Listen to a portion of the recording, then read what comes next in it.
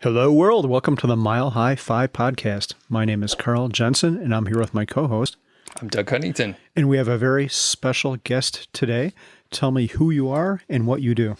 Hi, all. I'm Amberly Grant, and I do financial literacy talks online. I am a Canadian-American hybrid living here in Denver, Colorado, and I run an online meetup for financially curious people every Tuesday, where we talk financial topics and financial adjacent topics such as mental health, relationships, and anything to do with 401ks. Awesome. Well, Amberly, I met you at MHFi Rocky Mountain, and then I saw you really just a few weeks later at Mr. Money Mustache HQ, the co-working space. And then I found out you organized it, which was kind of a surprise. And you were brushing shoulders with Pete, Mr. Money Mustache, of course, and he's a celebrity in the community. And actually, do you remember when you met him for the first time? Yeah, I have two meeting Pete stories. One is I actually went to HQ for an event where the YNAB, I can't remember his name right now. He was doing a podcast with Pete at headquarters, and he and I were chatting because I'm from Ottawa and he spent a lot of time in Ottawa. So it was a really great conversation about that. Then 1.5 years later, maybe 2 years later, I just met him at MHFi, which is a fantastic place to meet people. And we also had a great time talking about life and next steps. And so we became really good friends. Awesome. And then how did the event that you organized a few weeks ago come about? Yeah. I actually don't remember how it started, but Amanda and I, so one of Pete's neighbors, she and I became very good friends, and we wanted to start doing kind of what I do online, which is a financial conversation, but in person.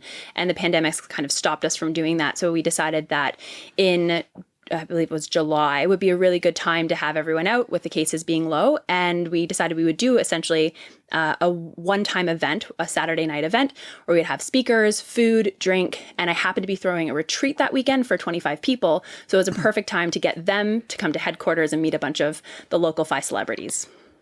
Wow.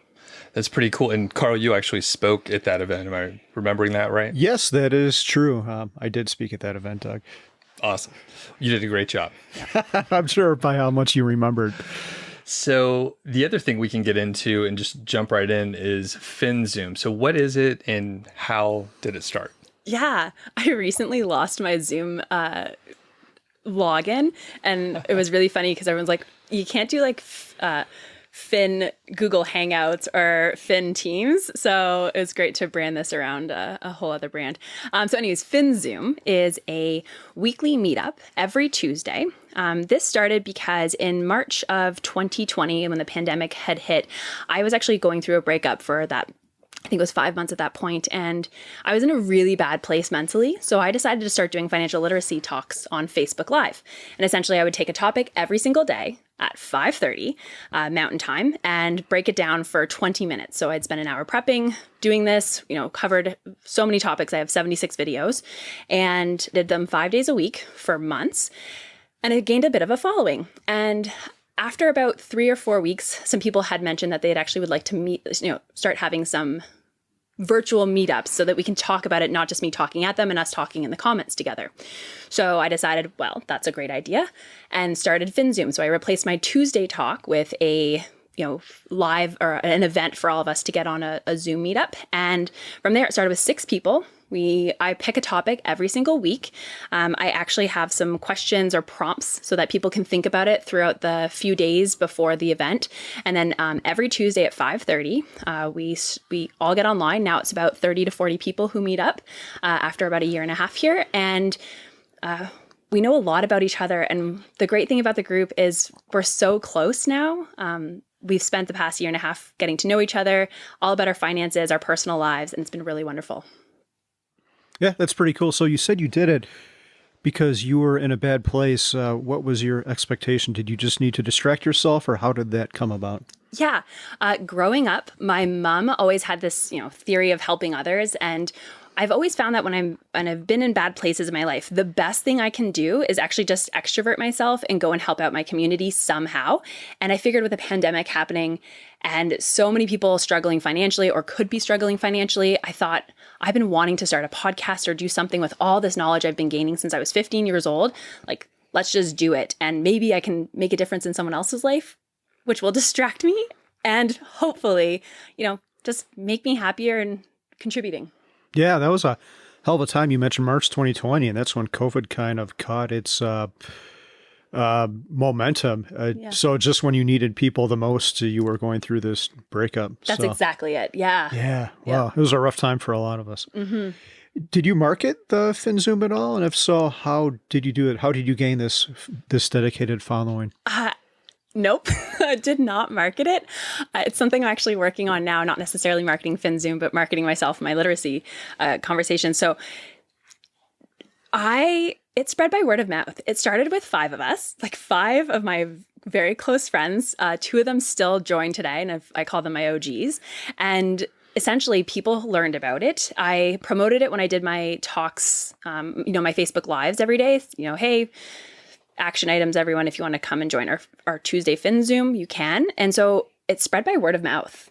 Turns out this is pretty valuable for people to come together and start to talk about finances in an open place with people they trust. So that's actually how it has been propelling and going and getting bigger and bigger, is just people mentioning their friend, like mentioning it to their friends and their friends joining. Yeah, that's pretty cool. I think part of the problem with money in modern American society, and maybe it's the same in Canada and other places as well, is that we don't talk about money. It's this guarded thing. No one talks about their net worth. But then we try to show people that we have net worth, or at least act like it, by buying expensive shit. Yeah. And it's kind of all false and stupid. But I think if we were more open about it, maybe people would be more well-adjusted and we could all help each other instead of hiding behind purchases or trying to pretend we're something we're not. Completely agree. And that's actually one of the people who joined FinZoom. That's the new website, FinZoom. You can find your match online. Is that URL available? Yeah. Right. I am doing a speed dating event. I think I should probably brand this. FinZoom. All right. So FinZoom, I actually have someone who I worked out at my gym, and I'm so open about my finances to everyone. I think it's a policy to do that at work, with your friends. And of course, not to push your own ideas on them, but just to be open about where you're at and who you are and what you're spending money on and what you're not and why. And one of my gym mates, he and I started talking, and he was so excited about this. He came to the premiere of Playing with Fire. And then he actually, after 6 months, he kept saying he'll join. He finally joined this FinZoom group, and he was part of the retreat. He, came to meet everyone he met online, and it's such a great, just natural progression of just being open about finances. Did you have any reservations or, I guess, trouble doing the live Facebook sessions? Because you said you did 5 days per week. Correct. For how long? So for 5 days per week, I did for 4 months, I believe it was. And then I trimmed it down to 3 days a week and then 1 day a week by December of 2020. Okay.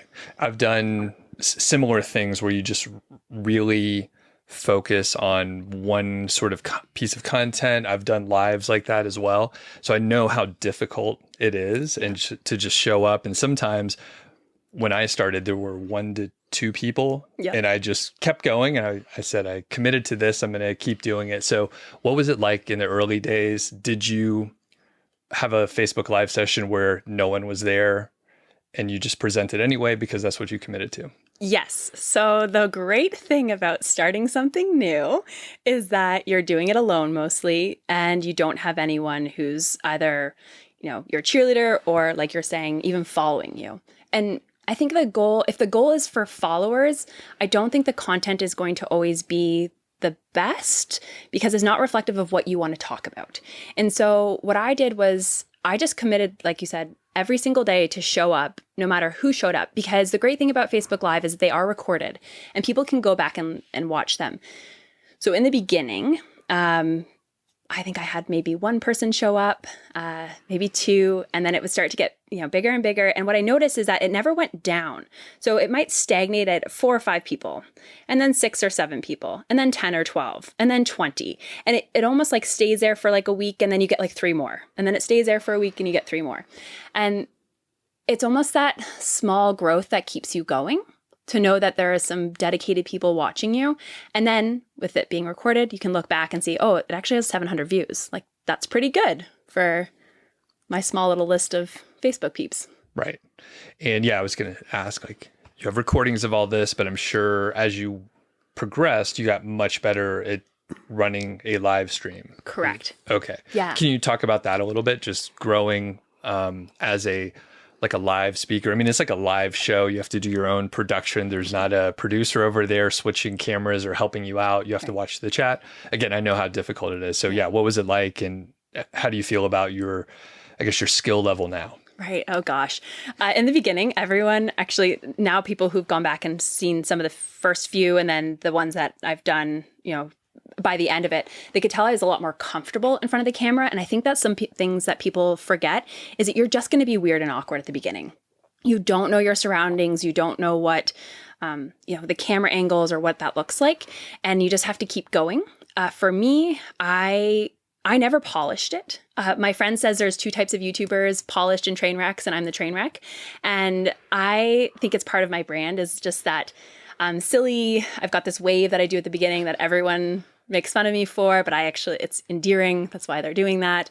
And I never polished it to the extent that I actually want to in the future. So that's my next step for the rest of this year is to polish these videos. And that actually what people really said was that I always felt like, or they felt like I'm having a conversation with them, like just intimately with them. And that was my goal, was to have conversations with the people who would be sitting next to me. And that's why I like lives versus just a recorded session, because I can see the comments, I can answer them as I go, and I know that some people are watching, so I can talk to them. Perfect. Very good. Any questions on that, Carl? Yeah, I'm just kind of curious, what made you interested in the financial space to begin with, and what makes you knowledgeable about it? Or maybe you aren't, and maybe you rely on members of your audience to help out with some of these sessions. I definitely do. I've got some really great, very smart people who listen to me. And if I make a mistake, will correct me, and then I'll correct myself in the moment. Actually, this journey started when I was 15 years old. My parents have never made more than $20,000 a year. They will have financial issues for the rest of their life.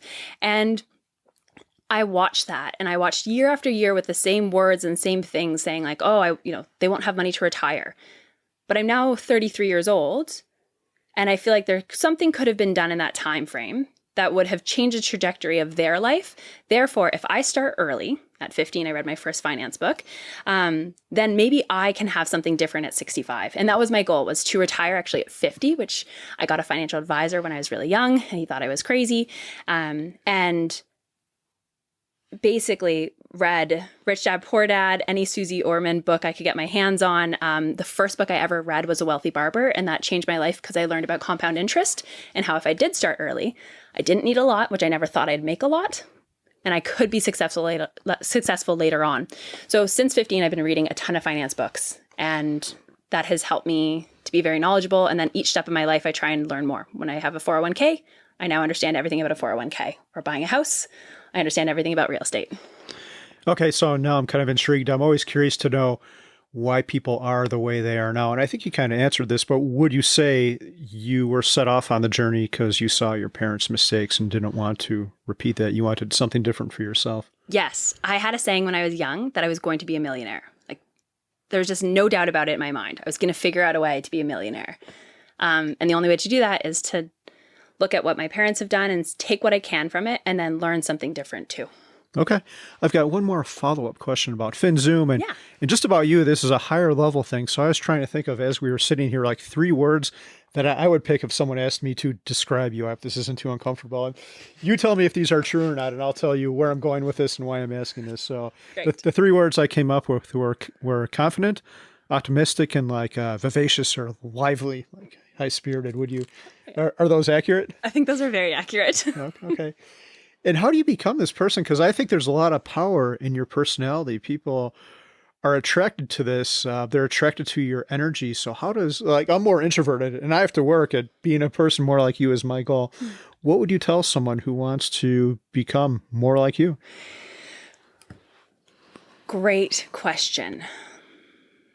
One, becoming comfortable with yourself. So when I was very young, I did not have confidence and was always kind of the runt of my friend group, made fun of, that type of thing. And I realized that no one is going to give me the power in this world, and they can very easily take it away if I let them. So when I was really young, I remember this, I was walking by this, am I allowed to swear on this one? Yep. Excellent. Fuck yes. Okay, great.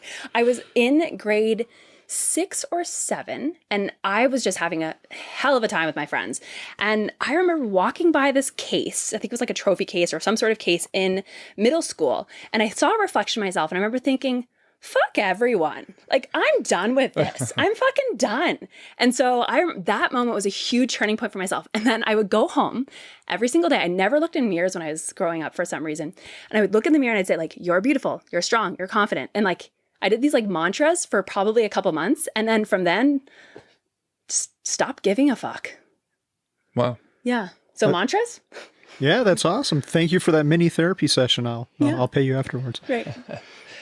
And I just sort of a meta discussion. I like what you did, Carl. We should do that for all our guests and say, we came up with 3 words to describe you.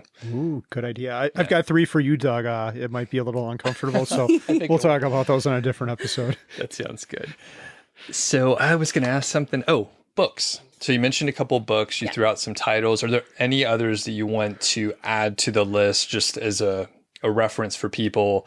The books that you really enjoy. Yes, totally. I would actually, I'm gonna throw out into a don't need to read, which probably goes into Rich Dad Poor Dad and any Susie Orman book now at this moment, because there's so many others that have replaced that to be much better content. The Wealthy Barber, 100%. I would recommend that to anyone starting out, especially if you're younger. It's a book more written on like a story, so I find it really interesting, especially for a younger audience. Secondly, It's a Simple Path to Wealth is an incredible game changer as well. It teaches people how stocks work. What are you actually buying? Because there's so much fear around purchasing stocks or playing in the stock market or investing. And I find that book can really make people grounded in what they're actually doing. I know the Choose FI book that just came out was really great just because I feel like it just quickly runs through a bunch of topics, including, the latte factor and, what's a future dollar worth, a spent dollar today, what's it worth in the future. It touches on a lot of stuff. And I think those are some really great, well-rounded books to read. Great. Awesome. And let's see here. Going back to FinZoom. So I have a note on here of what went well and what didn't go well along the way. So I'm sure there's a few things you could share on that. Yes. When you're committed to doing something every single day, my finance live talks, I did them every day. And then if I were going to have to miss something, I'd always give advance notice. With FinZoom, I find I don't have a choice. I have to show up every single week. When I haven't shown up, there's a lot less people. It doesn't go as planned. So I was actually just in Greece and the time change is different. And there was a really cool presenter on 1031 Exchanges. He has this incredible company. It's actually a topic I wanted to know about. So FinZoom, turns out, is at 2:30 a.m. in Greece. And so I stayed up all night so that I could just do this 1-hour event because I'm so dedicated to the FinZoom community. So that's, I think, something just fun and interesting. Things that don't go well, it does take up a lot of my time, or I should say anxiety, to choose a topic every week. It's been 70-something times that we've met, and I've had to come up with 70 topics or a variation of a topic a couple times. And I get anxiety about redoing a topic. We've done food like 3 times in 70 weeks. And I still am like, oh man, I don't know if I should throw it out a 4th time. It's been 5 months. And I get a lot of anxiety around that. So picking the topic, picking the questions, sending out the invite, to the point where sometimes it takes me like, oh, I won't send it out until Sunday night. But I really want to get it out on Thursdays. So I find that a bit difficult as my own little demons when it comes to it. And then, of course, judging yourself by how many attendees or how good the conversation's going. And that can be something difficult with being a host, is that I don't want to take over. I want it to be a natural conversation, but sometimes people just aren't in the mood to talk. But they all showed up. They're just not talking. So that's something I find challenging. Okay. Yeah, that's something else. So I've done YouTube lives and some other things like that, webinar type situations. So you can't see the other people. But in yours, like everyone is sharing their video at this point, right? Yes. Okay. And is that required for people to show their video? No, I've noticed it's almost a like 70-30, 70% of people show the video, 30% don't. And I'm totally fine with that. We do take a photo at the end of it, and you have the option of turning your video on or off, whether or not you want to be shown, like on my Facebook page. So yeah. Okay. Interesting. And I guess what are the big benefits of like being able to see people versus like me doing a YouTube live where it's just chat and I can completely ignore, people in the chat if I want to? One of the things that I find people, I give them warning. If they're going to join my group, I will call on you. And it's easier to call on people who have their video on, because people have their video off. I don't know what they're doing. And so I feel uncomfortable. Maybe they're driving in a car and I do not want them to be, engaging with us in any way. They can listen if they need to. So that's something I find difficult, is for me as a host, being able to facilitate the group if you turn your video off versus on.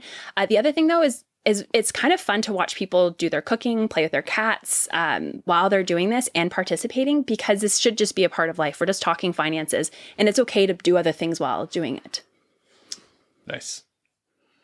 And let's see, what are some unexpected things that sort of came out of starting this group?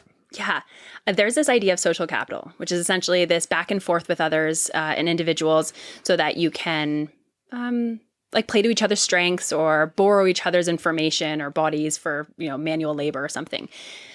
The cool thing is for FinZoom, all of us have actually started meeting up in person, and I did not expect that. So now that the pandemic has been waning a bit, there's actually been meetups in DC, I think Chicago. There are people going camping this weekend in Denver who are actually staying with me first and then camping and then coming back and staying at my house and renting my Airbnb. One of the cool things for me for the FinZoom is I ended up throwing a retreat. Everyone wanted to meet in person. We were on a call. They're like, we should do this. And I said, okay, should I just do this? And they're like, yes. So then all of a sudden I'm planning a retreat for 25 to 30 people. And so that was very unexpected for me, which it turned out to be a really great weekend. I actually found everyone free housing in Denver. So we were able to just only have 2 rental cars, maybe 1 rental car, free lodging for everyone. So, and then just a $50 fee for food and drink for the 2 events, which was a Saturday night event at headquarters and the Friday night meet and greet at my house. That was really great. And then one of my members messaged me, and I was able to ride on a private plane from Denver to San Francisco because one of my FinZoom members had one waiting at a tarmac in Denver, and I decided I'm going to go and do that. Wow. Yeah. That's crazy. What was it like on there? Really nice. I got to bring my own bottle of wine, and that was just really, he'd also come from New York, so he brought those $11 cookies. They're a very famous cookie, really thick, but like gooey and delicious. And so we got to eat those on the plane, as well as, I hung out with 2 people and it was amazing. And like the bathrooms on there are just beautiful. Any amenity you would want in there. Commercial flight is ruined for you from this point on. Yeah. I took a Frontier flight home and I was in shock. You had to pay to just bring your own carry-on. Correct. And I had to think about that, right? Taking the plane one way, I cannot have like a full shampoo bottle because on the way back that is getting confiscated, or I have to pay for a bag, which I refuse to do. So yeah. I also recently went to Greece on a buddy pass, and that was really nice because tickets were like $1,500. And so my buddy pass was a lot less than that. And I could choose the dates just based on whenever I felt like going, which was the following Wednesday of when I decided. Wow. Doug, I think we're hanging out with the wrong people. I've never gotten invited to be on a flight, much less a privately chartered plane. Did you feel like you were in a rap video or something? Or oh man, I should have missed opportunity. Yeah. What am I doing with my life? Next time. So, and I didn't tell you I was going to ask this, but yeah. you could punt the question if you want. So you started FinZoom because you were in a tough spot and you thought, hey, this seems like a good thing to do.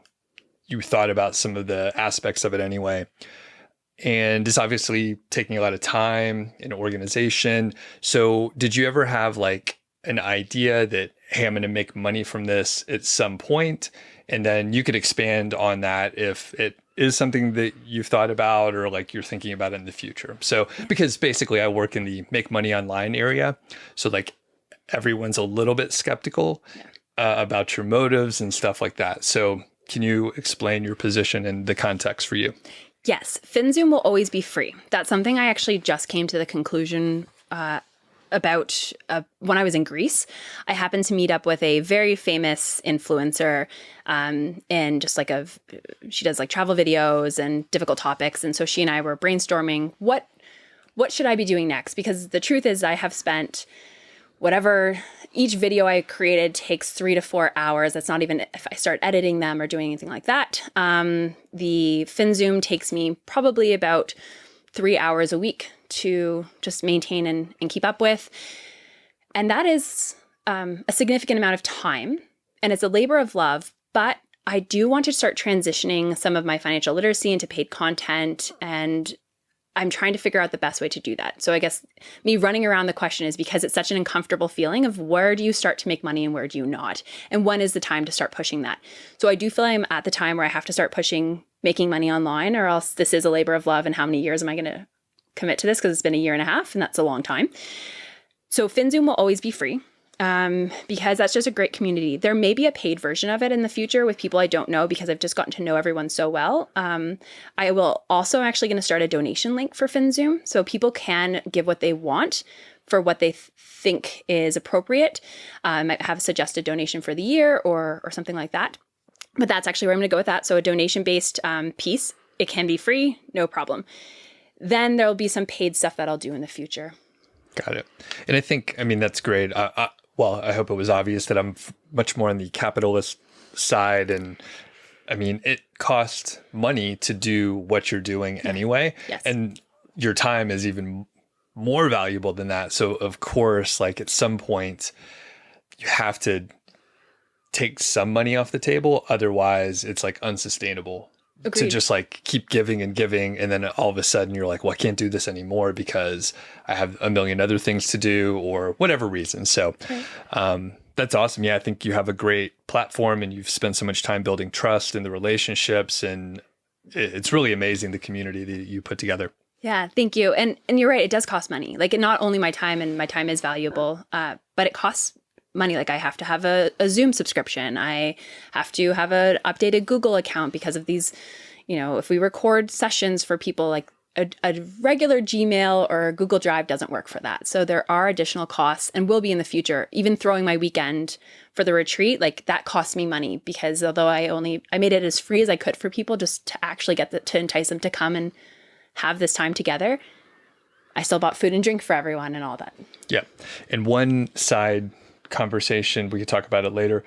I don't know if there's any issue having Zoom in the name from a trademark perspective, but I always think about that stuff from branding. So you probably already looked at it, but put it in your bullet point. Yeah, I haven't. And I definitely know that I need to change it. Yeah. That is 100% true. No trademark names in your name. No. So, okay. We will put it in the show notes, but if people are curious, where could they join FinZoom? How do they find this? Yeah. So, the best way to do it is amberlygrant.com. I do have a contact sheet there. You can just throw your email in that contact sheet. I actually have a little spot that says, hey, if you want to join our little group. And then if anyone has ideas for what I should call it, throw it in that comment because that would be great. I am terrible with branding and marketing. That is not my thing. And so I will take any suggestions because I do have to start moving away from that. So again, that was amberlygrant.com, AMBERLY, Grant, GRANT.com. Correct. Cool. Thank you. And just as we're spitballing, and we're going to talk about a lot more stuff, by the way, too. Yeah. So I was going to say just FinTalks potentially could work because I like simple, not clever things because you don't want to have to explain something or like how to fucking spell it, right? Like there's these brand names. It's like, well, we spelled it with a Q, and at the end there's two E's. Right. It's like, come on, just make it easy for us. So FinTalks, and I think that's a good one. Go ahead and get the domain name if it's open. Fantastic. FinTalks. I love it. I'll do it before this airs.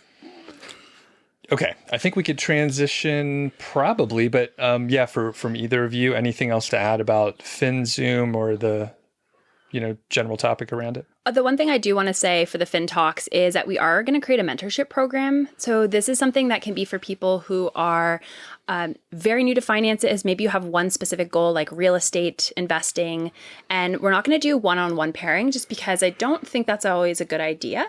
What we're actually going to do is 3-on-3. So 3 mentors, 3 mentees, and we'll have the mentors, we've already actually started working through what this is going to look like, but essentially it will be mentors with different backgrounds, mentees with different goals, and maybe we'll pair the mentees with newer ones versus older specific goals, and we're going to have that. It will be paid. The mentees will have to have some sort of commitment to it.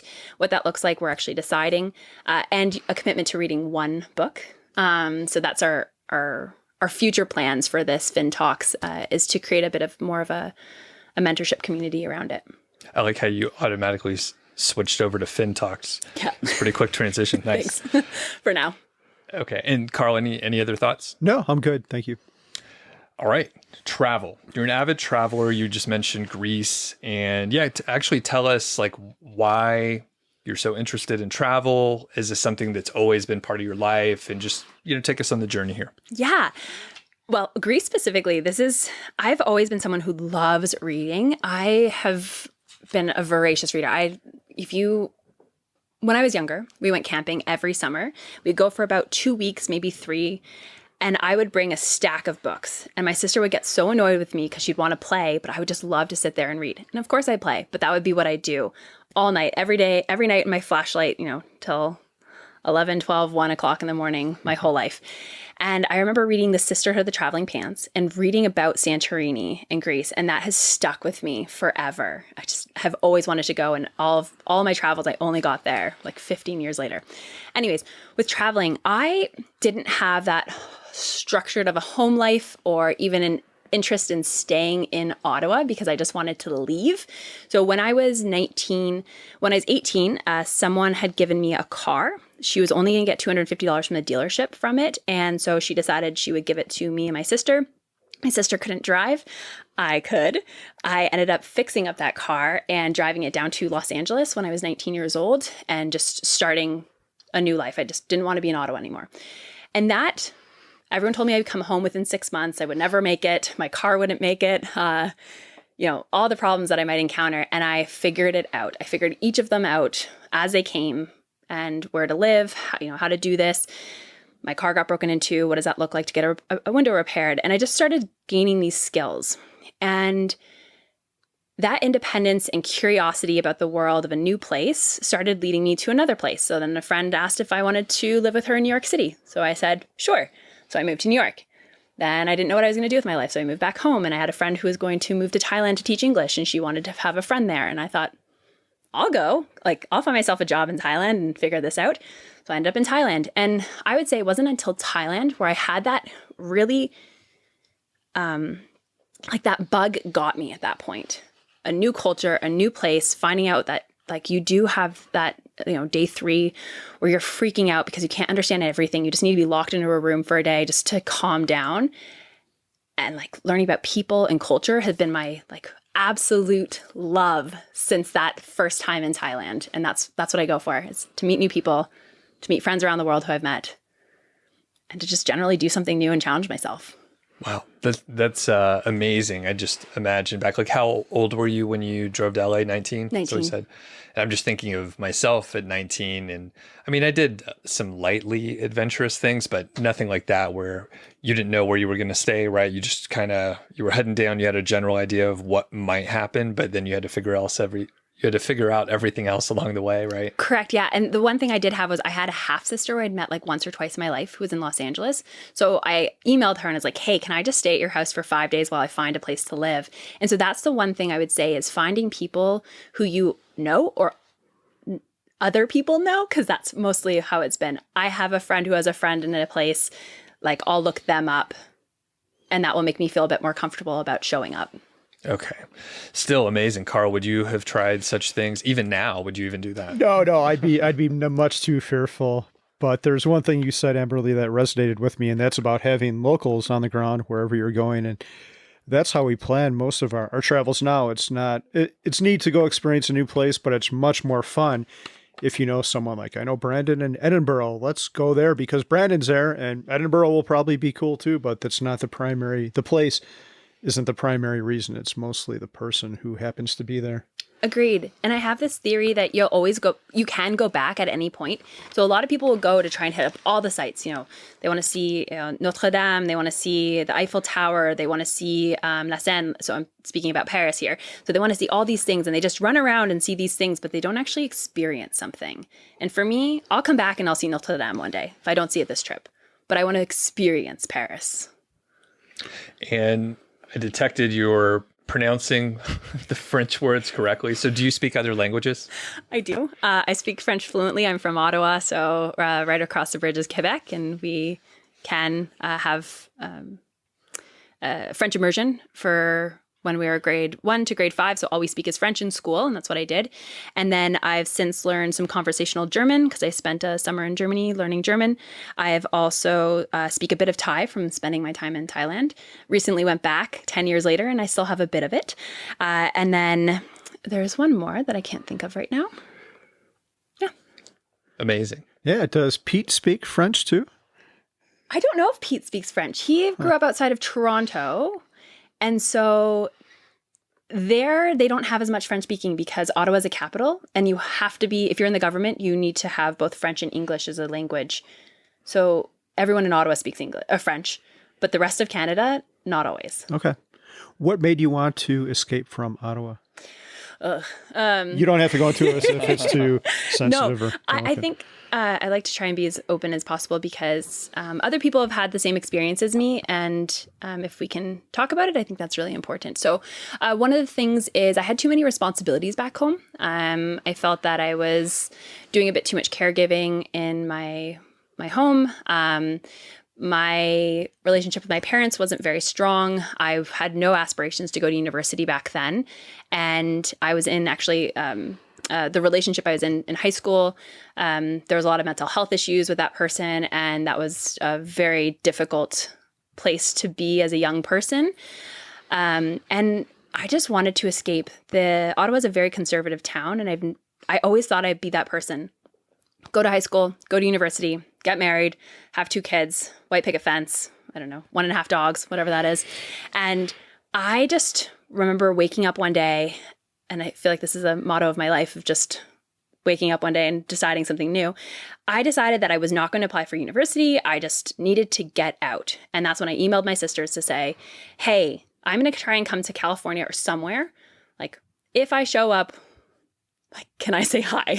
And I just needed to get out of that conservative town and do something different. Yeah, very cool. It's nice how you turned a negative into something positive. When some shit happens to us, we can either dwell on it or adopt a victim, but adopt that mentality and let it bring us down, or we can help it change us and learn from it and get to a better place. And you've definitely done the latter, which is awesome. Sometimes it's hard to escape from our trauma. So I fully agree. And I would say reading books when I was young, before I started actual real counseling, was what very much helped me to continue to propel myself to the next level of my life. Awesome. Thank you for sharing that. Yeah. So I guess back on the travel topic, any highlights that you want to share? I know you've done extensive travel. I can't remember how many countries you've been to, but yeah, any specific highlights you want to share? Yeah, I can't even remember how many countries either. I wrote them down once and then I keep remembering more. So we're in the 20s. My favorite place right now, I went in 2018. I went in 2019 2017 and 2018 is Scotland. So you just spoke of Edinburgh, and I absolutely love Glasgow. I think it's an amazing little weird town, and it has such amazing access to the Scottish Highlands where you can hike, and I would say a lot of them aren't extremely strenuous hikes. You also have the open camping in Scotland, so you can camp anywhere on any land. Well, I don't know if it's any land. Don't quote me on that. But I'm sure private land, there's like no trespassing signs. You can essentially take a car. There's a fantastic sports shop that you can buy any camping gear. I think I outfitted us with some help from a friend in Glasgow for $200. And by us, the second year I took my dad, I went solo the first year, and the second year I took my dad and my sister. And I had all my camping gear, and I would just throw a tent on the side of the road or sleep in a car, camp. Then I go hill walking, as they call it. They don't call it hiking like we do here. I go hill walk, come back to the car, sleep, and do that over and over. And so it was just such a wonderful place because of the natural beauty and the weirdness of that Glasgow town. And then I always say that like Thailand has my heart. The people there with that Buddhist culture has just been, I went in 2009. So this is before anyone there spoke English. And the hospitality of the people and the ability to communicate just with your hands and maybe a few Thai words was just such an incredible experience and eye-opening to the world being such a safe and great place to be, like just in general. Like the world is an amazing place. And you've got that Thai food too. What's your a good green curry? Oh, I'm getting hungry now. Doug, can we order takeout like in the middle of our? We can, yeah. So, and where in Thailand were you? I lived in Bangkok, and I taught at a school in Bangkok, and then I traveled all around Thailand and Southeast Asia. Okay, cool. Yeah, I had a lot of friends or several people that I know like relocated there for a little while. Mm-hmm. Chiang Mai, a lot of folks end up in Chiang Mai that I know. And yeah, everybody seems to really love it. If I recall, they were telling me it's pretty warm, pretty hot in that specific area, which I don't like hot weather. Mm-hmm. So I was like, oh, it's pretty rough. Of course, I lived in Bozeman, Montana at the time. So it was like 0 degrees, big contrast. Any other highlights from like the Thailand years or anything? When I went, this again was way back in the day where you would party all night. Well, I mean, that's what they do still, but you would party most of the night. Then you go to the after club, specifically Scratch Dog, which if people have spent time in Thailand in that era, know exactly what I'm talking about. You'd have your Thai soups in the morning, and then you would sleep for like 3 hours and then hop to your teaching job at like 7 or 8 a.m. And that was just a lifestyle I'd never encountered before because I didn't really drink much up until I was 21. Not because I'm Canadian, so the 21 age doesn't matter. I just was really straight edge. I'm a very like naive, straight edge kind of person. And so that followed me. And then Thailand, I kind of let loose, which was so much fun. Wow. Yeah. Yeah, that's rough. Carl, did you ever have any years like that? No, I could not function. I don't know how you could drink and then go for 3 hours, go to Scratch Dog, and then teach. How long did you have to teach for after? It was all day. So I think we ended, so I was a full-time teacher.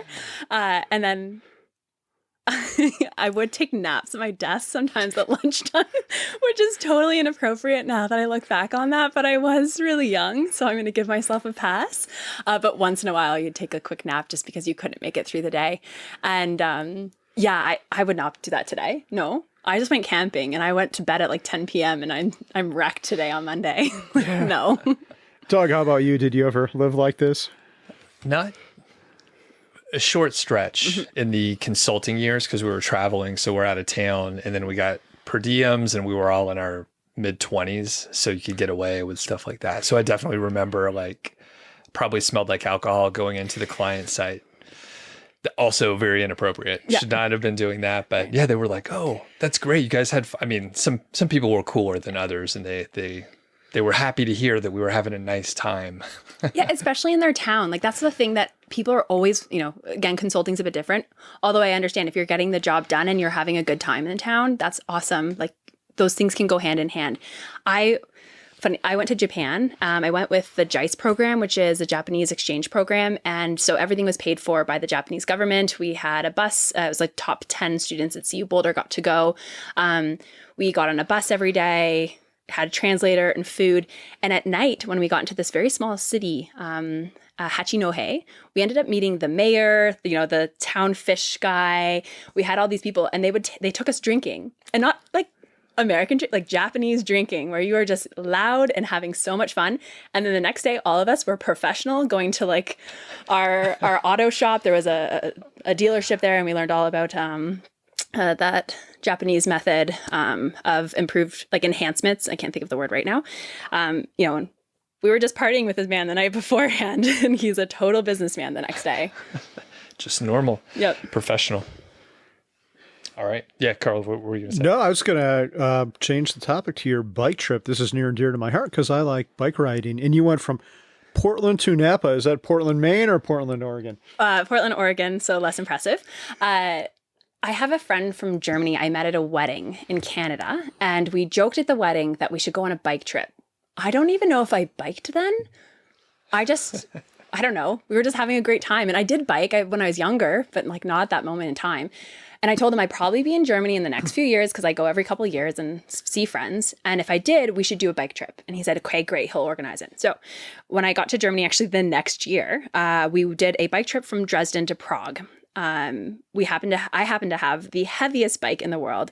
We slept outside. It was freezing and terrible, but also a wonderful experience. And we went like climbing and did all this great stuff. But I had promised him that I'm going to plan a trip in the United States for us at some point when he's ready. And it's going to be better because we'll have better bikes and better equipment. And then 2 years later, we ended up committing to this trip where we decided we would meet up in Portland. After Portland, we would just get our bike gear together and then hop on our little bikes and just start going down south, down, I guess it's like Highway 101 and then Highway 1 through the Redwoods. And it was incredible. Oh my God. So you went down the coast. That was going to be my next question. Did you go out like to Astoria, the Goonies? That might be too old of a reference for you to get, but I know there's the town west of Portland called Astoria, which is a famous seaside town. And then you kind of go south and pick up the... We hopped on a bus from Portland to the coast because that stretch of road is extremely dangerous and there's a lot of cyclists that get hit by cars. So we decided to avoid it, and it was recommended by everyone to get right to the coast. And I don't remember if it was Astoria on the coast. It was another town, I believe, but we may have biked down it. The cool thing about biking, which you probably know, Carl, is that it's like a slow way to travel. And when you're seeing views in a car, the view goes really quickly and you have a 2-second window to decide if you're going to hop off onto that lookout point and stop the car or just keep going. And if you miss it, you're probably never going back to it, right?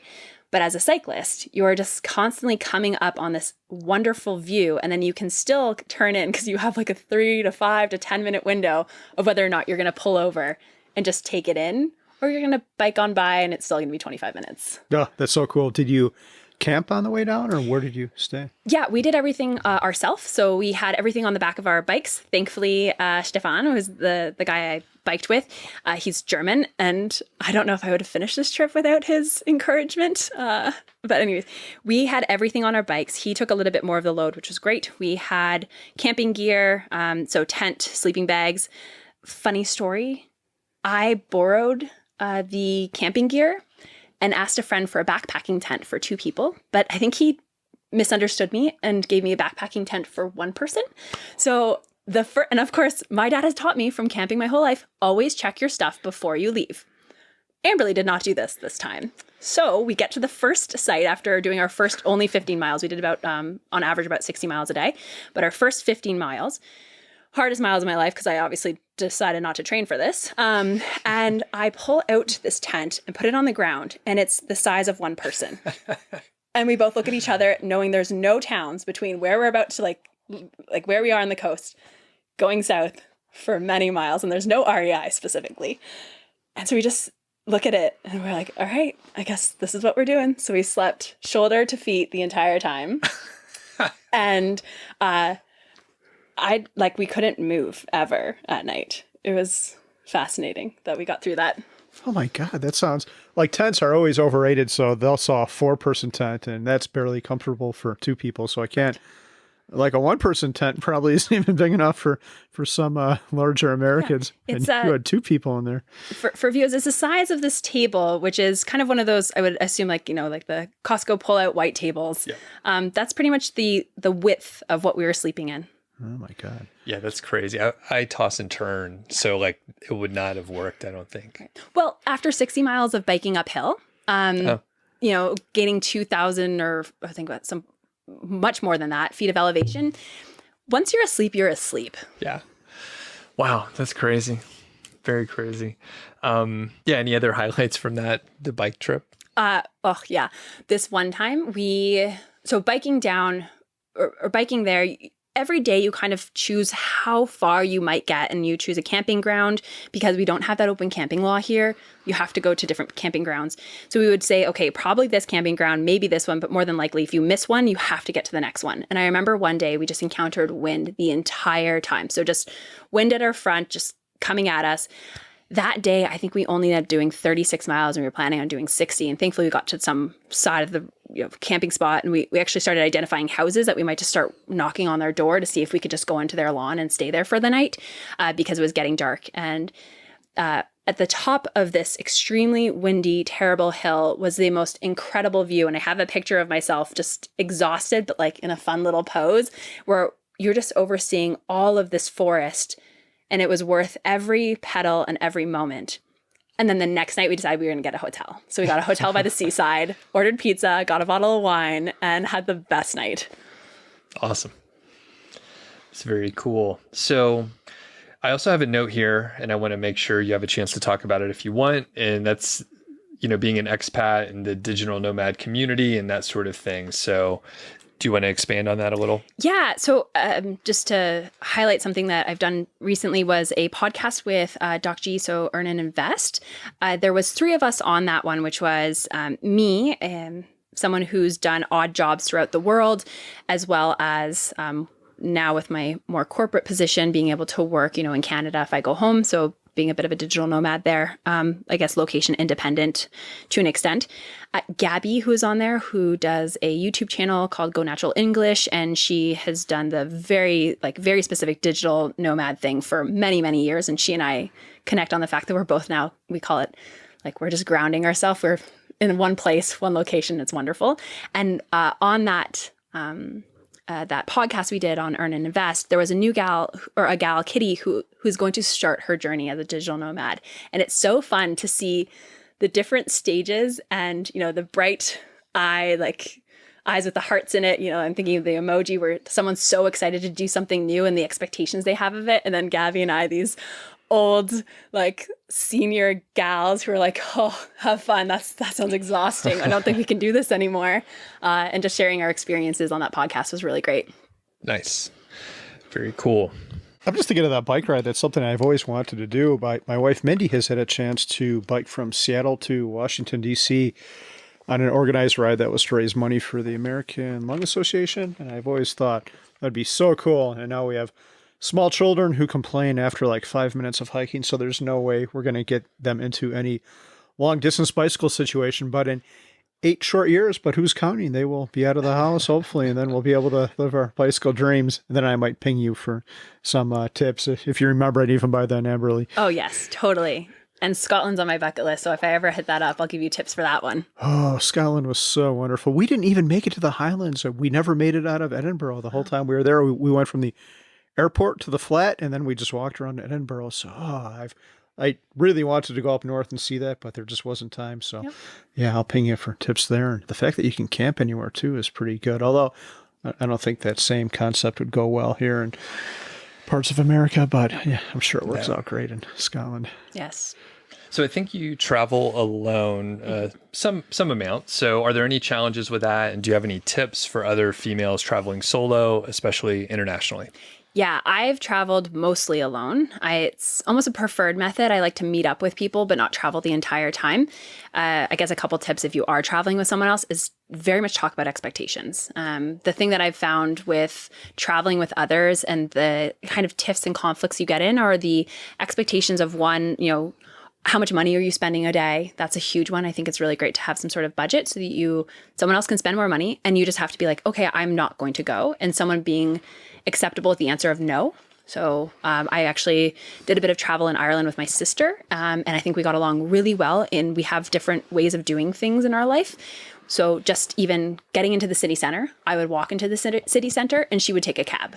And that was something that we felt very comfortable with of like, this is what you want to spend money on. I want to go spend it on pints of beer. So that's what we decided how we would navigate that.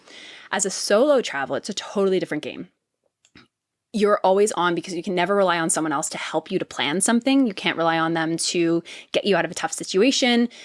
So the things that I always think about are, number one, and this sounds maybe a bit frou-frou, which is going with your gut. Like the idea of we can see things like unconsciously. We notice people's behavior. We notice someone standing there staring at us. We notice someone maybe walking with us, but at a pace that doesn't feel comfortable. If you're noticing those things, always pivot, meaning, turn around, walk the other way, find someone, start talking to them, hop into a coffee shop. I think that's something that a lot of women are fearful of what happens if I have to encounter another human who might not have my best interests at play. So that the other thing with that, which I always joke and it's terrible, but I'm like, if I'm going to disappear or die on a trip, I'm very morbid sometimes. I just want someone to know what my last location was. So 2 ways of doing that. One, having someone local who knows where you're going, or all phones have GPS now. And instead of ruining your battery by having, your location sharing on Google the entire time, just give someone the login to the Find My Phone for Apple or the Android version of that. And someone at any point can see when your last location was. Is your phone operational? What's the battery level? And I think that's a really good tool nowadays to be able to travel with that. I traveled before there was ever smartphones out there. So I wasn't following a little blue dot. I've got maps. And so most cities, people will encounter pickpockets. So something with that, again, being a solo traveler, you don't have someone else's credit card to use or their, help in any way. So always have multiple locations where you have money. I always bring only credit cards. I only bring one debit card with me to pull out cash at any location I'm at. But I have credit cards and I bring 2 of them. One always stays wherever I was, so in my bag or something like that. And the other one is on me. And I find that's a really great way. If something happens, you still have your documentation, take photos of everything, of your credit cards and your passport. But I have something back safe and then something that can get taken. And then specifically for female travelers, I have never had an issue. I find people are generally good around the world. And I've made some bad decisions that have turned out really well and I've had the best friends with that, with the people that I've probably should not have gotten to a truck with in Thailand and driven back to Bangkok with. But those people ended up being some of the best friends I have while I was there. And people are generally good. I think the fear that you have before you go will almost never materialize. So just do it and find out that, the world is a good place. Yeah, and I've had other friends that female travel solo, and generally it's what you said, be conscientious, and then most of the time things are going to work out okay. Yep. Yeah. Most people are not trying to kill you. Most people are not, correct. Yeah. And the funny thing is, I have this story. I was in Malaysia. It's one of my favorite countries to go to, or back in the day it was. And you have to understand the culture. That's the most important thing. Understand the culture. Is it a male-dominated culture? Is it, anything? So Malaysia is mostly Muslim and culture in specifically Kuala Lumpur, which was where I was at. And I had a map because, again, it was map days. And I was trying to get to the train station. And someone approached me, which I'm always conscientious. Where are my things in my pockets? Why are they talking to me? And he said, hey, where are you trying to go? The train station. And so then he's like, I'll show you where it is. So he showed me on the map first. And then he actually walked me to the train station. And that was my experience all the time in Malaysia. That's just the culture. And to participate in that to me is actually a bit wonderful, not to just think that he is trying to do something or maybe being weird, if that's the culture, let's participate in that and have a conversation. And when I got to the train station, he literally just dropped me off, walked away. And it was amazing. Cool. What places do you want to go back to? That's part one of the question. And what are bucket list places that you have not been to yet? Yeah. Oh my God. I just crossed Greece off my bucket list and I'm so happy.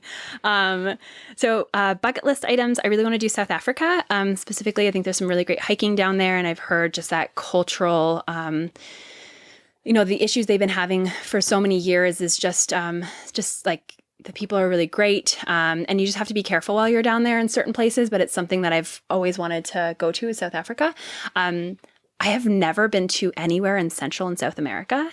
So pretty much any place. I'm going to do, I think what, your family might be doing at some point, Carl, is hopping down there for a month or two to get some immersion for Spanish, since I do not speak any Spanish. And then places to go back to. I return to France all the time. I return to Germany. I've gone like 4 times. New Year's in Germany, if you've never done it, is the most incredible thing in the world. Where else would I return to? Scotland. Like, I want to go live in Scotland for a year. My grandfather's Scottish. She's from Aberdeen. So I do have a bit of rights to be able to go there. So I'm going to take advantage of that at some point in my life. Okay, that's awesome. One follow-up. We are actually going to Germany next summer, and you said, what was the place you mentioned? Well, Berlin. Okay. So Berlin is a, huge city in Germany, and it's, where the Berlin Wall was, so the divide between East and West. And the counterculture there is absolutely fascinating, where you have that Western side, which is, any normal European, or I should say like Western European city, it looks like that. And then you've got the east side that has the DDR building. So very, blocks of concrete, but fascinating inside, huge, tall ceilings. There's just such differences between the two sides of the city. Cool. Okay, switching gears, I think, if that's okay. Anything else on travel you want to share? No. Okay. So what does a perfect day or week look like for you? Oh, I totally missed the week part. I'm a busy person, and I know everyone says that, and it's the worst thing to say, but I love keeping busy. Maybe I'm hiding some demons by doing that. So being productive is one of my daily things. I love waking up, doing HIIT class. So in no particular order does my day look like this. I'll do some sort of HIIT, so high intensity interval training class. I think it's really important to keep up with my health. So I cook almost all my meals at home. I love cooking enough for leftovers. When people make the excuse, like cooking, but I'm just cooking for one. I just think, bullshit. Figure it out, cook at home, stop eating out. So cooking at home is really great. You'll find I have a hard time slowing down. So I got myself a Kindle, and now I'm back to that voracious reading. So at night, I'll try and read for 30 minutes instead of being on my phone now. And it's really helped me to just disengage right before bed. But during the day, more than likely I am having a phone call with a friend. Since this is my perfect day, maybe I love what I do for work, but maybe I'm no longer working at this corporate job. So I won't mention that, but doing something to do with the financial talks. So educating people. Again, I was a teacher at one point in my life in Thailand, and just that's something really important to me. So doing a financial topic, a talk, maybe running one of my FinTalks. I would for sure hit up some sort of happy hour. I am a basic bitch when it comes to happy hours. If you can get me on a patio with a glass of rosé, I am in my happy place. So either grabbing a cider and putting a hammock up in English Bay in Vancouver, or someplace with a really nice view, and just sipping on a cider while having some snacks, specifically some salt and vinegar chips, is my most perfect moments. And then again, just engaging with my community somehow. Running a meetup group, running an event. I love running events. Going for a bike ride, avid cyclist as well, but funny enough, only commuting. I just like to commute. I don't really like to go off and get up into the mountains and come back down. Not really my style. Sure. And you mentioned you missed the week part. And one thing I realized with the question is sometimes people really like to do something that takes all day and you can't do anything else, like hike a mountain, right? You can't do anything else that day. So are there any other things where you're I love doing it, but it is a sort of a bigger activity and you can't fit everything in one 24-hour period? Yeah, that's a really good question.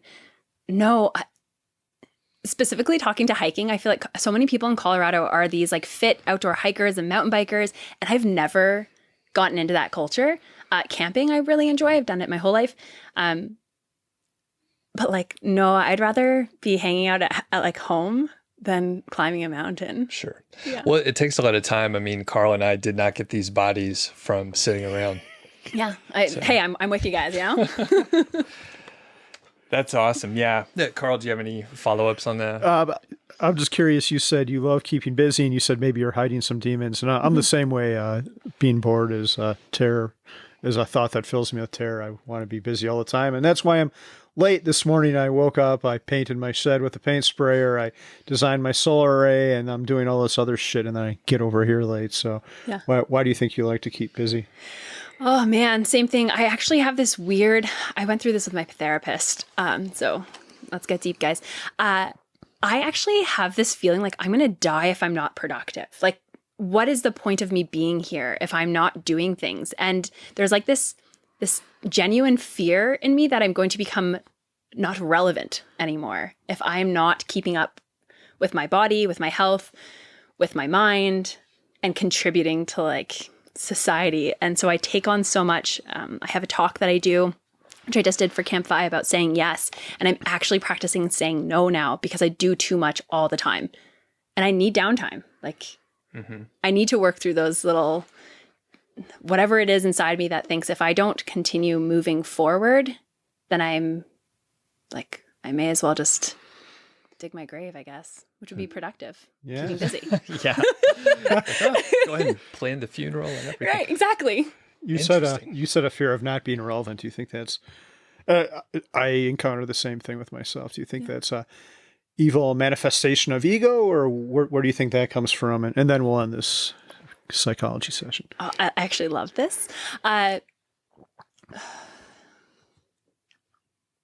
Ego, for sure. There's got to be something in there that I think I'm special enough to be relevant. So for sure, there is something in that.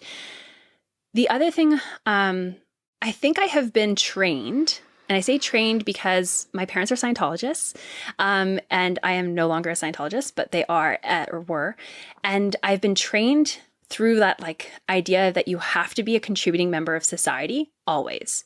And so there's something there that's just like this belief system I have based on how I was raised that like you just have to keep contributing. And I have taken that to the next level that probably was never intended by always doing new things and different things and taking on challenges. Okay. Wow, that was a turn I did not see coming. Scientology, that's L. Ron Hubbard and Tom Cruise and all that, Correct. right? We don't need to get into that, but No, we love the Scientologists here, just to be clear, if they're watching. Right. Do not We're get into canceled. it. Yeah.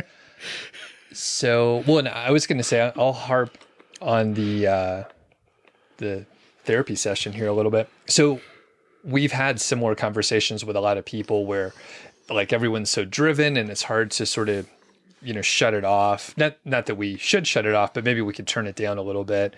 And I've been trying really hard over probably the last 6 months or so to like take my my busyness and just like ratchet it down. Maybe it's been more like a couple years, but now in the last 6 months, I've really tried hard.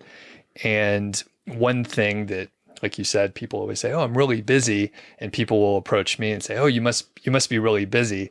I'm not. I'm actually not that busy because I usually say no to stuff now. Yeah, and it feels awesome. So I think you're on the right track, and like everyone will find their own. Not that I've mastered it or anything, but I've found like a good equilibrium where I'm busy enough on the things that I enjoy, and I've cut out some things that I was like, "Oh, why am I even doing that?" Or maybe I enjoyed it at one point in time, but not anymore. So yeah. That I totally connect with that. That's what I'm trying to do now is things that I said yes to in the past, I don't need to keep saying yes to. Specifically, maybe even hanging out with certain people. If that no longer really serves me and I feel like I'm giving too much, that maybe it's time to start letting that go and move on to something else. The thing I find with maybe people like us who are extremely productive and constantly have something on the go and something new after we've mastered something is it's really hard on our partners. So our family, they get sucked into that. So they have to come to the camping trips and the events, and they have to deal with you when you're stressed and busy and maybe crying on the floor. I'm not saying you do that, Carl. I'm just saying that I do. And, it's really important to take into account the people that you're affecting while you're being busy, maybe covering something up for yourself or avoiding, maybe a death of a family member or a friend or whatever it is by staying busy. yeah, that did. You said something earlier about the right way to travel. And for me, one of the ways it would manifest itself and maybe not hurt others, but not be so good for others is vacations. We'd go on this trip and be like, okay, we're going to go here, here, here, here, here. And I'd almost have the whole thing planned out by hour, be looking through all these books and trying to maximize the trip. And then I learned it's so much more fun just to go to a place, not have any plans and just wander around aimlessly and see what comes to you. And that's much more enjoyable. It really is. is that how you do your travel typically? Like maybe a couple anchor points and then the rest just happens as it Is it Will? That's exactly it. I love the idea of an anchor point. So when you arrive, having some place to stay, I just did that with Greece. I didn't have time to plan that. So I had 2 nights in Athens, 3 days. I knew that there were a few things I wanted to see by talking to some friends who had been. And then I kind of planned my trip. And as I mentioned, I got to meet a friend of a friend. And so I actually ended up, changing my entire plans in a day so that I could hop over to another island and then resume my own trip. And I don't really enjoy doing that because I don't want, when you hop from city to city or place to place, it's expensive. If you're getting Airbnbs, it's a cleaning fee every single time. You're getting plane tickets or bus rides. So then now all of a sudden your trip is almost exponentially more because travel and lodging, like the physicalness of travel and lodging, are the most expensive parts of your trip. So staying put in one place, you get discounts for a week-long stay or a month, and you get to know the area a bit better. Cool. You speak really well. Did you take time to improve on that? Were you in Toastmasters, anything like that? Thanks. That's such a compliment. I really appreciate that. I did do like 5 Toastmasters in my life. I'm going to go back to Scientology. When you're in Scientology, when you're a kid, you do these courses. And I did one called the communication course.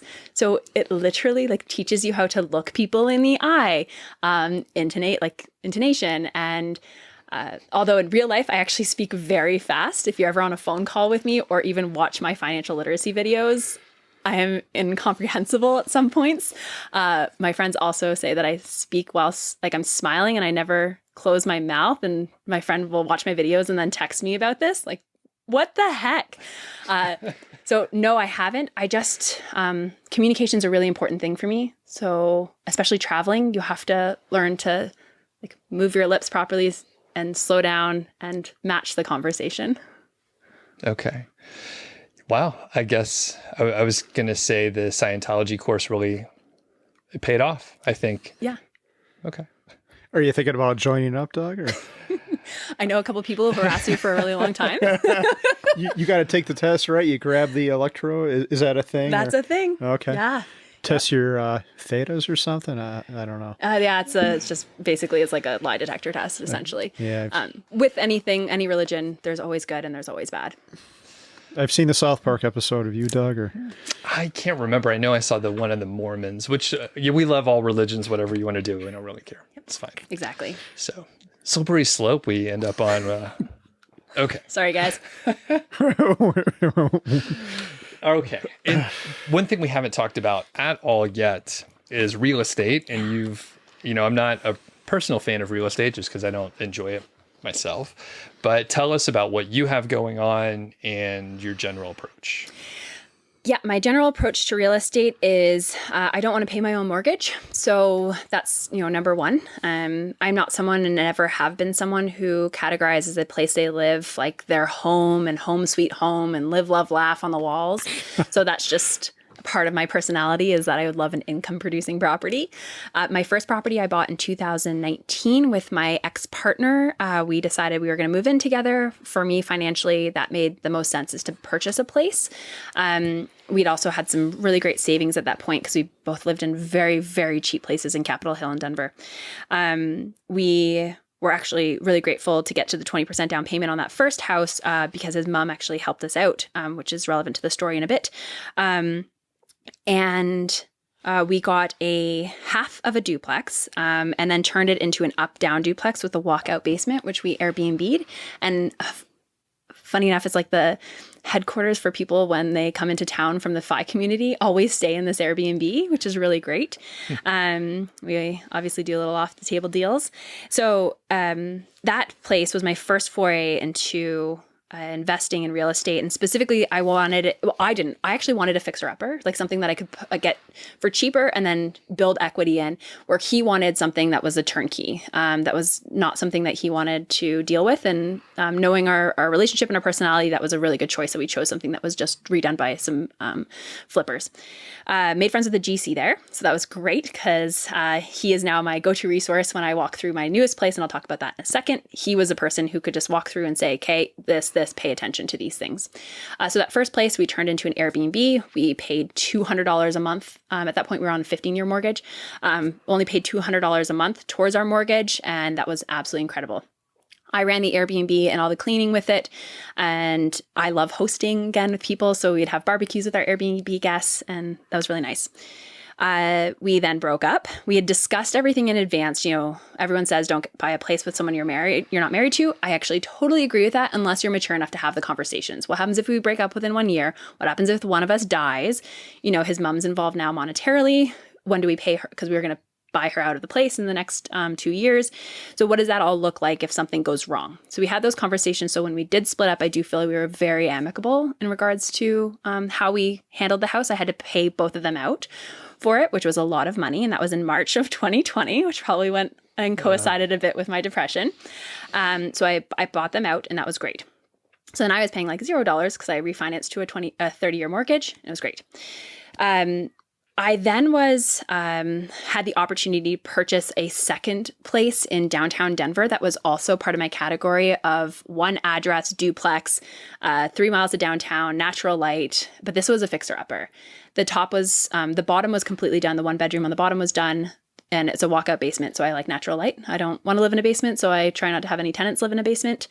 And the upstairs needed some specifically cosmetic work. So that one I ended up doing the entire deal myself. So I was the agent for the deal, and I worked directly with the seller. We had someone who connected us, but I didn't trust them after the last deal I did with them. So I actually asked them to not be a part of this one and gave them a commission. So did that deal myself with the owner, and then moved into that one and had a fixer-upper. The one thing I had already mentioned with my properties is I'm looking for income producing properties. And I'm not someone who wants $100. I don't think buying real estate is worth $100 a month. There are headaches all the time. I was in Greece and we get text messages at 6 a.m. You're like, great, this is real estate life. It's not passive income.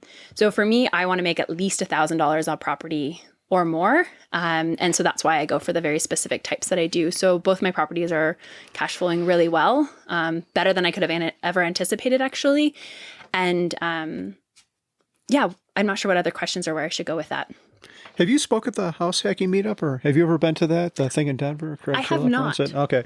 I was at that. I gave a talk on happiness. But the thing I thought was interesting is everyone there was so freaking obsessed with real estate. And a lot of them had not done a deal yet, but they really wanted to. And I could just smell like bad deals in the air.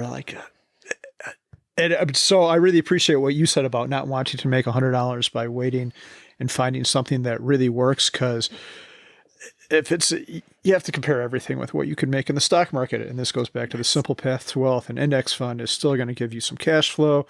And maybe that's part of the problem. I think a lot of these people are just looking for return or yield, and it's so hard in the current environment. But just the willingness to make a suboptimal deal. I'm sure you know what the 1% rule is and all that with real estate. And a lot of these people, and I've seen it in Longmont too. We had a house on our street that sold for like $340,000. And they turned it into a rental, and they're making like $1,400 or $1,500 a month. Like, why would you do this? These numbers are horrible. So I appreciate what you said. This is more of a comment and not a question. I see it all the time. So because I've had my foray into real estate, somehow I've become somewhat of an expert amongst my friends. And so I am also watching friends who are not, who will change the numbers to make the deal work because they want to get into real estate. And I find that a really, really bad path, because you can stick that, and a lot of them are putting 3% down, which legally they can. So I don't want to speak on that. That's a personal risk tolerance piece. I am 15 to 20% on all my properties. There is other things I can do with that money, but it makes sense to me for now. I'm watching them not taking CapEx into consideration, not taking vacancy into consideration, and still only making $100. And you're just like, well, you're actually putting in money into that place. And, some people want to do it for appreciation, and that's great. But Denver's a fantastic place. I think it will only keep growing, but you can't count on that. And so what happens if you can't cover your bills? Cool. Do you have any tips for finding deals, and are you going to do more deals in your future? What's your end goal with real estate? So I feel like I just stumbled into real estate. I didn't even mean to do this, I guess, sort of. I mean, I bought 2 places, so I did mean to do it. Some of my things are always never waive inspection. That's what's happening everywhere. And it's It's not worth it. I bought this place, and like my newest place, I bought it, knew that the roof would have to be replaced in 1 to 2 years. Turns out we have the rainiest spring in Denver, in 40 years. And the water stains that were one storm, one time are actually active leaks. So I had to replace that roof within 14 days of moving into the place. That's $12,000, right? And a lot of my friends they don't have a savings account after purchasing their place. So something to never skip on is an inspection. If that means that you have a GC friend who you pay to walk through the place with you, do it. But the thing is, you don't have that contingency. If there is something that you see that you don't want to have it, you have to, take another contingency to get out of the deal. So never waive inspection. Secondly, your real estate agent is the most important part of the deal. That person will make or break you. And the reason I say that is because they're the person who is going to do the comps for you. And if they, which is what my ex-agent did not do them properly, and I've way overpaid for my first place in relation to the neighborhood and what was going on there, they're going to be the person who's going to guide you through the process, especially as a first-time home buyer. You want to find someone you trust, someone who has the same ideas as you. Are they an investor themselves? Anyone can say, I can do real estate investing. Do they have properties in the city that you're living in? Do they understand the city that you're living in? So yeah, your agent is probably one of the most important things. Yeah, and agents are incentivized in the wrong way. They're incentivized to close the deal. Not even the money part isn't that important because they're getting 3%. So if you pay $550 or $500, it's not going to make that much difference. So their main incentive is just to get the deal done. Yep. So it's all. I've got big problems with real estate agents. Even though my wife is one, there's a lot of bad ones out there. You don't want to get that because it's a great deal. We've had the same shit happen to us. Right. Mm-hmm. Yep. So what's next with real estate with you, or just in general? Yeah, I'll probably fall into another property. So you also asked how to find deals. Honestly, I'm not sure. I think just expanding your network and letting people know what you're interested in buying is really important. So having, real estate friends who can be on the lookout. I've thought about purchasing in Longmont. So I have, Pete and Amanda and other people who are just keeping their eye open for possible off-market deals. Not always, don't always have to go with off-market. Although a lot of times, like my property, I got severely underpriced because the person did not want to go on the MLS where, bird in the hand is worth two in the bush type thing. So I wouldn't even say chasing off market deals is the best way. It's just having your criteria, knowing your numbers, and then finding a deal is just expanding your network. Nice. And I have a note here about maybe something you're going to be getting into, the property management. Oh yeah, I forgot. I have another company I'm starting. So welcome to me being busy. All right. So I'm actually starting a property management company because I have people who've continually come to me for real estate advice. I really should get my license because I've helped literally 3 friends purchase deals and go through the contract with them because they didn't feel their real estate agent was doing them right. So I'm starting a small property management company in Denver. I already have 1 property. Obviously, I've been managing my own for almost 3 years now. And then I've got 2 more onboarding once the owner finds a new place because they're actually going to move out of the location that they're at and they don't want to be, dealing with that. And again, expanding your network is the tenant I had downstairs at my current place is an awesome person. He is reliable, he's great at communicating, and he's a veteran. He's in school right now. And so he can use some extra money. So I actually use him to clean an Airbnb. And when I onboard these other 2 properties, we're discussing having him as part of the company now. So I can actually have a bit of hands off, say no to things and pass it on to someone else. That's awesome. Yeah. Very cool. And I guess you just realized that you were going to be able to do that and you were kind of doing a lot of the work anyway, sort of thing. Okay. Yeah, I'm already doing this. I'm already always having, ads on Craigslist or helping friends with this stuff. So I figured it's pretty easy. Actually, one of the tenants who was going to move into my basement ended up moving into the place that I had that I'm property managing for someone else because my place wasn't a good fit for them. And I was like, well, I actually have this other property you might be interested in. And so they moved in there and that was great. Nice. Yeah, one thing that keeps on coming up over and over again is I think your biggest asset or maybe your biggest superpower is this, and this applies to your FinZoom, to your real estate, to your travels, this awesome network of people that you've surrounded yourself with. And yeah, you're an awesome person too. So I think if you give back, you're going to attract people who notice that. Like if I wanted real estate in Denver, or if I wanted an opinion on where you have your houses, you would be the first person I think of, because I know you're smart and I know you're giving. Yeah, do you care to speak real quick on building community? How do you find these friends? Yeah. I go online, Craigslist classifieds. No. I was going to say, Yeah, what's the one, casual encounters? Right. Is that And then the one, missed connections. Yeah, right. Yeah. I saw you at the grocery store.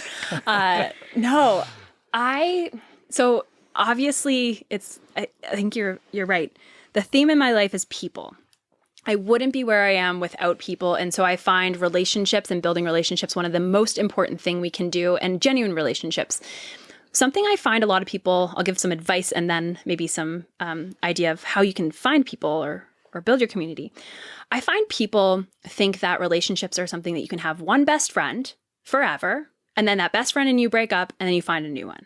Where I don't find that that's the case. My most favorite relationships are with people who I have in Ireland, and I talk to them once a year. And when we talk, we are like on the phone for 3 hours. We are nonstop chit-chatting about life. We don't even talk about how we haven't talked or we are busy. I find that the most annoying thing if you haven't talked to someone in a while, being like, oh, I've been so busy. I haven't been able to call you. I don't care that you didn't call me. You're calling me now. Let's talk. So I find that a really like just a personal pet peeve. So when you get on the phone with someone, just start talking about their day. And one thing I always like to think of, like people like talking about themselves, and we're all going through something at some point in our life. So just have a conversation about, where are you at? And call up an old friend that you haven't talked to in a while. And again, don't talk about how you were busy and you didn't call them. Talk about where they are now. The best way to find community, and I don't even mean just like-minded people, is meetup.com. I have found that going hiking with random meetup groups is a fantastic way just to possibly meet new acquaintances or possible new friends. And then you meet their friends and then your contacts grow. The other thing is finding a local Facebook group that meets up. So things, if you're into the Fi community, which if you're listening, you are, Choose Fi Denver has, Choose Fi has Facebook groups around the country. And there's always an admin who will do a in-person meetup. If the admin is not creating in-person meetups, guess what you can do, people? Make your own meetup. So my thing is, if you want to find friends too, take the initiative. Like no one else created this FinTalk. Everyone talked about getting, I was in another Facebook group for financially independent people. Everyone kept saying, we should have this, but no one was doing it. So that was one of my motivations, like, I should do this. So take that into your own hands. So yeah, meetup.com, finding local groups, and then creating your own meetups in those groups. Cool. awesome? Well, let's see, Carl, do you have any other questions? In the words of Charlie Munger, I have nothing to add. Awesome. Well, Amberly, this has been really great. And actually, I'll turn it over to you. Do you have any other sort of parting words? And then we'll let you plug your stuff and where people can find you and all that. So the only thing I have to say is get out there and live. That's one of the most important things. And you have to find what that means to you. So try new things. Fantastic. Where can people find you? Yeah. I'd mentioned earlier amberlygrant.com. So my name is spelled Amberly. Last name is Grant. That has the connections to my Facebook page, which is Amberly Grant Finance. There I will be putting on Facebook Lives again. So I'm going to start doing that again, as well as more polished releases of my old Facebook Lives. I am on Instagram, but although not that active. And then the YouTube will have those very polished studio-like financial literacy talks.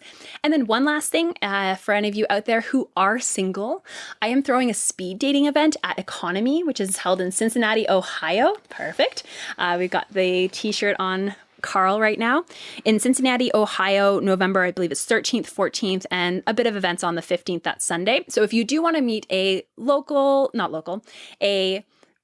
FI person in person, and maybe start a love connection, come to Economy and we'll set you up. That sounds cool. How single do you have to be? Would you say? I actually think it should be partly speed, networking event. So, You decide. Okay. If you're a, non-monogamous and you want to come, check it out. Okay. Carl wanted me to ask. He was embarrassed. Right. Yeah. It is a spectrum. I'll let Mindy know that she can come. Is there a separate, it would be awkward if we were both at the same event. Is there separate time slots that we could be in? Right. Depending on how many people, I'll just put you on the other side of the table, and then you'll be the last people once you hit the middle to interact with each other. You'll be like, oh, you're here. And then you'll find your love match. Yeah. Or else it might be the other way. One of us runs out of the room and sorry. It's embarrassing for everyone. That's funny. And anyway, check it out. Sorry, we didn't mean to derail that in the way that we did. It will be fun. So this is okay. Actually, it sounds so much fun that Carl and I want to do it. Yeah. So anyway, we'll talk offline to see what we have to do. Right. All right. Thank you, Amberly. You're very welcome. Thank you, guys. Last night. And one thing I did, so we're recording now for the sound check, by the way. So you'll also notice I put it in 10 font. I have younger eyes than Carl. Mm-hmm. I know Carl needs it a little bigger. So I took out some of the notes that Amberly, that you put in, because you don't need the answer. So I was like, I'll give you the abbreviated version in the big font, like the crossword puzzles you're going to be doing sometime in your future. Sudoku. Future. You're already doing them. Is that- Get off my lawn, kid. Oh my God. My partner was just working on the backyard sweeping. Well, it's front. It's technically the backyard, but it's actually in the front. And some kids shot paintballs at him. Oh my God. Paintballs. Where was this? In Denver. In 5 Points, which makes sense. That's kind of where Bigger Pockets is, like Rhino kind of around there, right? I'm close to Rhino, but not there. Is 5 Points where that one park with the pool is? I don't really know my Denver geography. Pool. Like where's 5 Points? Well, so 5 Points is, I guess Rhino would be, it's south of Rhino. River North. Yep. Okay. I'm actually just like a 5-minute bike Okay. Like north. Because it's Downing. So like Rhino would be like Downing and Brighton. And I'm on Downing and 20th. And that'd be like 34th maybe. Okay. I think Bigger Pockets, do you know where they are? No. Black Shirt Brewing, they're like 3,400 Walnut. Oh, yeah. that's just right up the street from me. Okay. Yeah. That's where BP is. Yep. Cool. All right. So I'll stop this.